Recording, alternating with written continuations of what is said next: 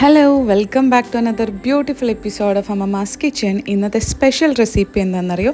നല്ല തമിഴ്നാട് സ്റ്റൈല് പൂണ്ട് തക്കാളി തൊക്കാണ് കേട്ടോ.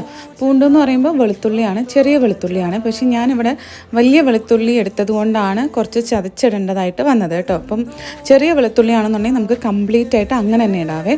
അപ്പോൾ ആവശ്യത്തിന് നല്ലെണ്ണ ഒഴിക്കുക, കടുക് കറിവേപ്പില ഇട്ട് പൊട്ടിക്കുക. എന്നിട്ട് നമ്മൾ എടുത്ത് വെച്ചിരിക്കുന്ന വെളുത്തുള്ളി ഇടുക.